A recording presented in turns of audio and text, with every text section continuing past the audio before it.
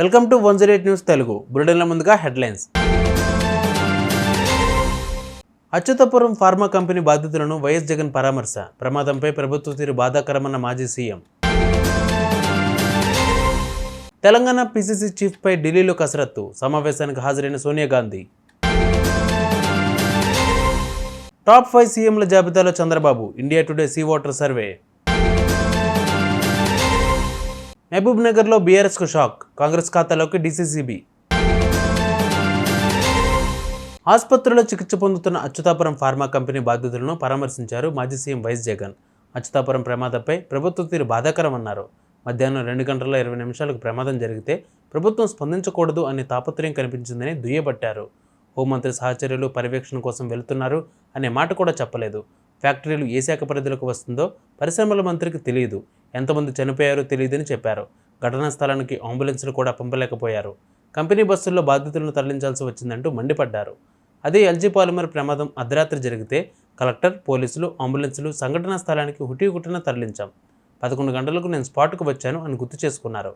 Covid ఇబ్బందులు అధిగమించి సైతం రెస్క్యూ చేశాం. తొలిసారి ₹1 కోటి నష్టపరిహారం చెల్లించామన్నారు మాజీ సీఎం వైఎస్ జగన్. కార్మిక శాఖ మంత్రి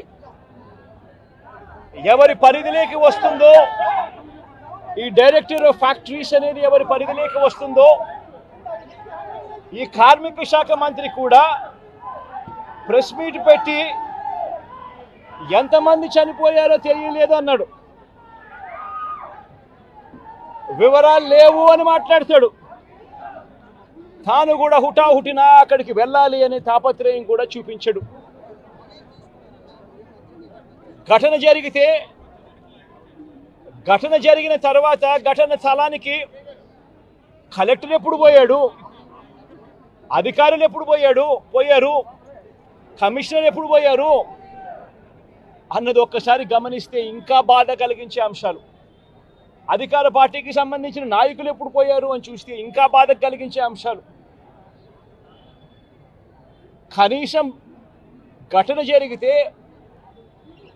కనీసం అంబులెన్స్ను కూడా కనీసం మొబిలైజ్ చేసి ఆ ప్రాంతానికి తీసుకుని రాని పరిస్థితి. బాధితులు ఎవరైతే ఉన్నారో వాళ్ళందరినీ కూడా కంపెనీకి సంబంధించిన బస్సుల్లో తీసుకొస్తా ఉన్నారు, హాస్పిటల్లోకి తీసుకొని పోయే పరిస్థితి. నేను ఒకసారి తేడా గమనించమని అడుగుతా ఉన్నా. ఇలాంటి ఘటనే ఒకసారి మా ప్రభుత్వ హయాంలో కూడా జరిగింది. ఎల్జీ పాలిమర్స్ అనే ఘటన జరిగింది.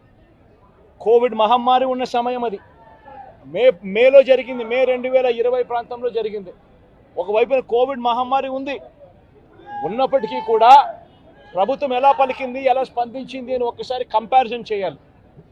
ఆ ఘటన తెల్లవారుజామున రాత్రి 3:40 తెల్లవారుజామున 3:40కి ఆ ఘటన జరిగితే, తెల్లవారుజామున 3:40కి ఆ ఘటన జరిగింది.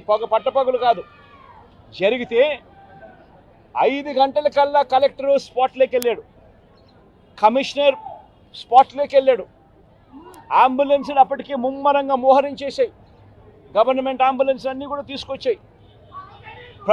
ప్రతి బాధితునికి కూడా తోడుగా ఉండే కార్యక్రమం జరిగింది. 6 గంటలకల్లా వైఎస్ఆర్ కాంగ్రెస్ పార్టీకి సంబంధించిన సీనియర్ నాయకులందరూ కూడా స్పాట్ మీదకి వెళ్ళారు, తోడుగా ఉండే కార్యక్రమం చేశారు. అదే రోజు 11 గంటలకల్లా, మధ్యాహ్నం కూడా కాదు, మధ్యాహ్నం కాకమునిపే 11 గంటలకల్లా ఏకంగా ముఖ్యమంత్రి అంటే నేనే ఏకంగా స్పాట్లోకి నేనే రావడం జరిగింది. స్పందించిన తీరు గమనించమని అడుగుతా ఉన్నా. వెంటనే 24 గంటల్లోనే ఏకంగా ₹1 కోటి కాంపన్సేషన్ ప్రకటించిన పరిస్థితులు గతంలో ఎప్పుడు జరగల. ఇట్లాంటి ఘటనలు జరిగినప్పుడు గవర్నమెంట్ ఎప్పుడూ కూడా రెస్పాన్సిబిలిటీ తీసుకొని, గవర్నమెంట్ ఎప్పుడూ కూడా బాధితుల పట్ల సానుభూతితో ఎప్పుడూ వ్యవహరించలా. ఇంతగా వ్యవహరించిన పరిస్థితులు ఎప్పుడూ లేవు.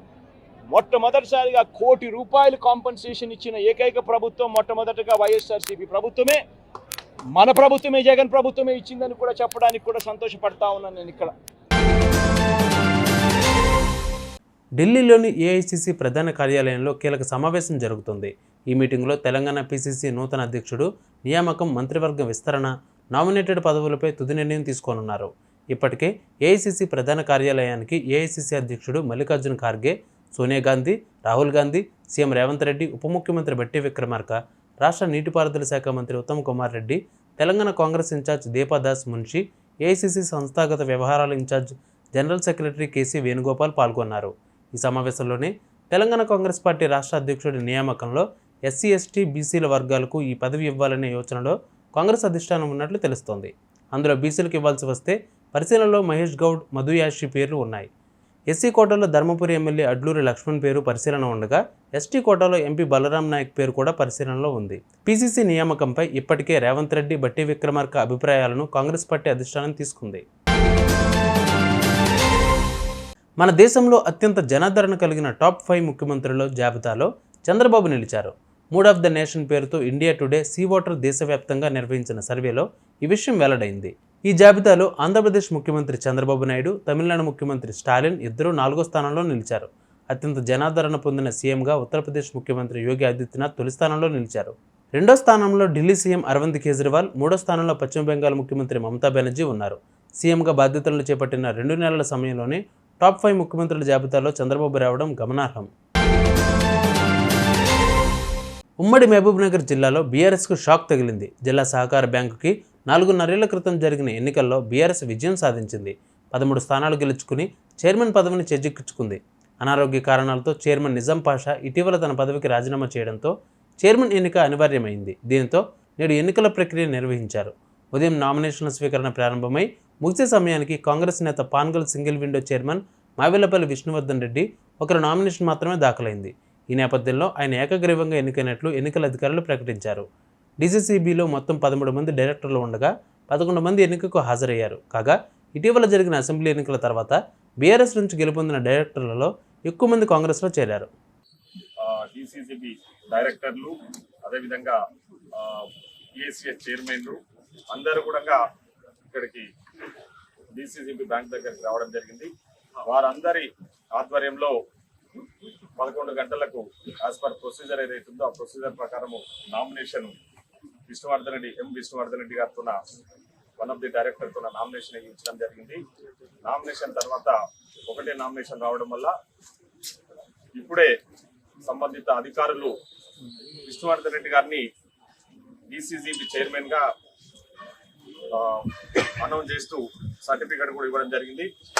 ఈరోజు కాంగ్రెస్ పార్టీ తరఫున ఎన్నికైన విష్ణువర్ధన్ రెడ్డి డీసీబీ చైర్మన్ గారికి కాంగ్రెస్ పార్టీ జిల్లా కాంగ్రెస్ కమిటీ తరఫున ప్రత్యేక కృతజ్ఞతలు తెలియజేస్తున్నాను. ముఖ్యంగా మా డైరెక్టర్లకు మాత్రం నేను జీవితాంత రుణపడి ఉండాలి. ఎందుకంటే వారు ఎవరో ఒక 4-5 మంది దూరం వెళ్ళిపోయినా కానీ నేను ప్రెసిడెంట్ సీట్లో కూర్చునేవాడిని కాదు. కాబట్టి వారికి తప్పకుండా వాళ్ళని గౌరవిస్తూ తర్వాత డిపార్ట్మెంట్ స్టాఫ్ను ఎమ్మెల్యేలకు తెలియకుండా ఆ కాన్స్టిట్యున్సీలో కూడా ప్రతి ఇష్యూ వారి దృష్టికి తీసుకుపోయి వారితోటి ఆ అభివృద్ధి ఫలాలను రైతులకు అందించేటట్టు మేము తప్పకుండా పాటిస్తాం.